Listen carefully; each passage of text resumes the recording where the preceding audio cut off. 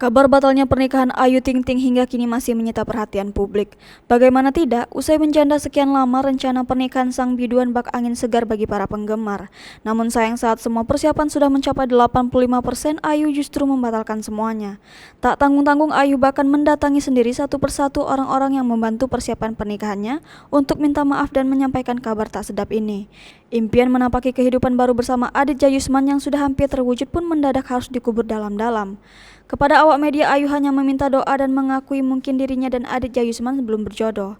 Abdul Razak selaku ayah Ayu pun menegaskan rencana pernikahan ini batal bukan karena mahar yang terlalu mahal atau penyebab lainnya seperti yang digosipkan.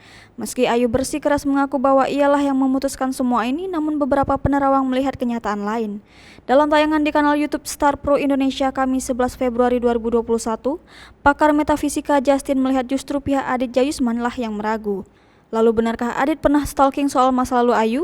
Diketahui sebelumnya memang sempat heboh dikabarkan Adit Jayusman stalking soal asal-usul calon istrinya sampai ke akun haters Ayu Ting Ting.